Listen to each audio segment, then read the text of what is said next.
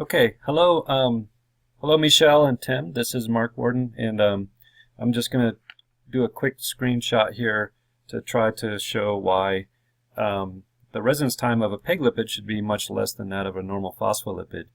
And rather than make you go and read all of Israel Ashvili's book, I thought maybe I could just condense sort of this part of it down in a sort of an easy to digest way, hopefully easy to digest way. Via modern technology. So I'm sitting here with my Surface Pro 3. I've got OneNote open. I'm using some screen capturing software that's available for free online to capture this and record the video.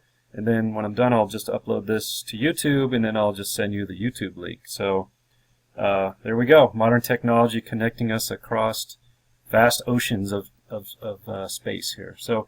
So I think it's worthwhile. What I'm going to ultimately do is I'm going to connect the residence time of a lipid monolayer, of a lipid molecule in a monolayer, to the critical micelle concentration for that lipid. And when we do that, it makes it really easy to calculate the ratio of the residence times of two different lipid molecules in the monolayer. And but I think it's worth going back and looking at deriving the CMC and deriving the residence time from first principles, so that you can hopefully convince yourself that this is an acceptable way to analyze this problem. So first, let's look at the CMC, the critical micelle concentration. And actually, lipids usually form bilayers instead of micelles, although PEG lipids do form micelles. Normal two fatty acid chain phospholipids usually form bilayers, so sometimes this is called the critical aggregation number, but it's basically the concentration of lipid needed before you start forming aggregates, bilayers or micelles or whatever, but we'll just call it the CMC. And the way you analyze it is you look at a monomer versus an aggregate. So these are like little solute molecules or lipid molecules, and right here is a monomer, and the monomer can join the micelle at a certain rate, and then monomers can leave the micelle at a certain rate. And the on rate is K1, and the off rate is K sub n, and n, that's the number of lipid molecules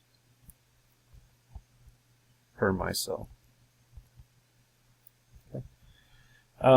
And so the way that you can do this is you can actually derive the CMC. The CMC is going to be an equilibrium property, so it's going to be a property that if you provide enough time, the molecules will partition into the micelle. So it's a time-independent problem, or assume time goes to infinity. Another way of saying that is the molecules can sample all the states of the system enough to reach equilibrium. So then we have the chemical potential, which is equal to the self-energy of the molecules, and we can say for any n number of molecules per aggregate. So the self-energy is mu with this superscript 0 in it, and that's going to take into account all the interactions at the molecular scale. So that's going to take into account the solute-solute interactions, the solute-solvent interactions, and the solvent-solvent interactions associated with putting that molecule in the solvent. So the solute here is lipid, the solvent molecules are water, and actually the main contribution here is going to be a solvent-solvent interaction. So it's going to be that this molecule has to that we have to form a cavity in the liquid water. We have to disrupt hydrogen bonds and form a cavity in the water to allow this molecule to exist. So just really quick, I'll draw it over here. So if we have this lipid molecule, in order to dissolve this in water, we have to create a cavity in the water, and we essentially have to break all of these hydrogen bonds that are between the water molecules in order to create that cavity. So the self-energy will be reduced, or that energy will be reduced as the molecule joins the monolayer or joins a micelle, because once it does that, it's no longer interacting with water, and so that cavity energy goes down. So typically that self-energy will be much less in the aggregate state than it will be in the monomer state. So there's that self-energy, and then there's also the Boltzmann term, which is kT over N times ln of the mole fraction of molecules in the aggregates divided by the number of molecules per aggregate. Okay, and that will be the chemical potential at thermodynamic equilibrium will be constant, so that that will be equal for n equals 1, which is the monomer situation, n equals 2, which is a dimer, 3, which is a trimer, so on and so forth until n gets very large. So we'll just compare the case where n is for n very large, and then we'll compare that to the monomer case. So mu sub 1. So that's the self-energy of a monomer in solution. That includes the entire cavity energy of the lipid molecule in the water, plus kT ln. Here n is equal to 1, so this is just x sub 1 here.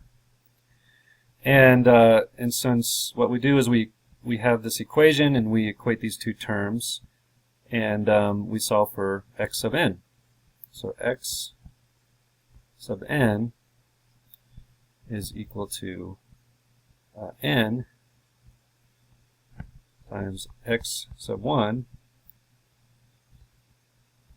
the exponential of the self-energy of the monomer minus the self-energy of a monomer that's in a micelle over the Boltzmann constant times the temperature, and then that whole quantity is raised to the power of n, because we have that n right there. And so that's going to be the concentration of lipid molecules, the mole fraction actually of lipid molecules that are in monomers. And we apply a constraint here that it's a mole fraction, so it cannot exceed 1. And we can apply that here. So if we apply that inequality above to this equation, then we get x sub 1 times exponential of, again, the self-energy of the monomer in solution minus the self-energy of the monomer of the lipid in the micelle over kT. Has to be less than, and this is 1 over n to the power of 1 over n. And this term right here, as n goes to infinity, that term goes to 1. And so that this term here is approximately equal to 1 as n goes to infinity. And so then what we'll do is we'll split this apart, so we'll get the x1 over here on the left hand side, and it has to be less than or equal to, so now I'm going to say less than or equal to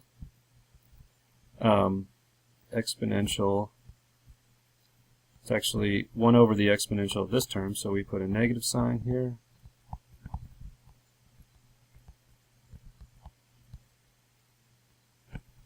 Okay, so this is just saying that, well, it's a mole fraction. And x1, what we see is x1 cannot exceed this term. And so when this term here essentially gives us our critical micelle concentration, actually our mole fraction. I'm going to use this term here because we're going to get the CMCs in values of moles per liter, molarity, and right now it's in terms of mole fraction, so I'm going to say x sub CMC. So what this is saying is as you add more and more of the monomer, in this case lipid, the monomer solution, the monomer concentration in solution, that is the molecules that are dissolved as single molecules, cannot exceed that value. So the exponential of the difference in self-energy is divided by kT. Okay, so that's our our critical micelle concentration, then is equal to exponential negative mu1 minus mu(n) over kt. Okay, and really the only thing we're using first principles here. We just assume we just simply assume that it's at thermodynamic equilibrium. The Boltzmann distribution applies, and n equals some very large number, and we're using sort of Gibbs chemical potential here. So this is really a first principle derivation of the CMC. So that's the CMC, and then we'll box this because we're going to use it later. So now we'll consider the case where we have a gas bubble in liquid water, and if we zoom in on the interface here, here's the interface, and here we have gas, and here we have liquid, and then we have lipid at the interface, and the phosphorus head group faces water, and then the chains face, the acyl chains, hydrophobic chains face the gas phase. And then some of these lipids are conjugated to PEG, so we have PEG lipid in here. Okay. And actually you can use this analysis for any kind of lipid that'll be in there, so each lipid would have a different residence time, as we'll see, but we're just going to compare PEG lipid to DPPC in this case. So we have these two types of molecules in there, and the resonance, well, first of all we'll say, okay, in order for the molecule to escape the monolayer and go out into the liquid, it has to overcome all this potential energy, because you have to create a cavity in the water, for example, break all those hydrogen bonds, create that cavity so that the lipid molecule can come into the water. So it takes a lot of kinetic energy of a collision to push that lipid molecule out into water because it's so energetically unfavorable. But the system is very dynamic because of molecular collisions.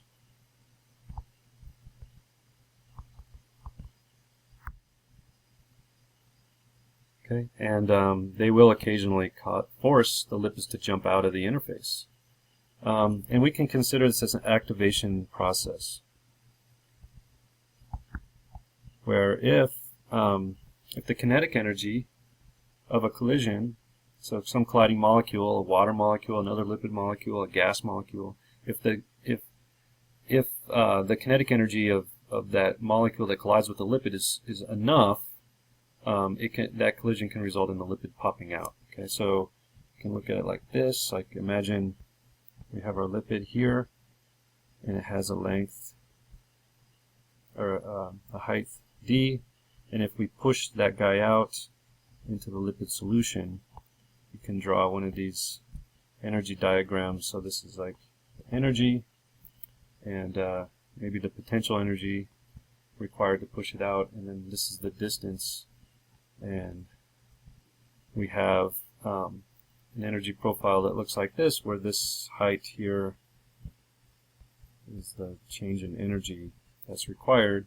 So this is here, this is in the monolayer, and here this is in, so this is the monolayer, and this is in the this is the monomer, or we can say that it's out here in solution now in the water phase. So it's going to gain energy. Obviously, thermodynamic equilibrium is going to want to favor the lipid molecules being at the interface because it's a lower energy state. So delta E is the activation energy.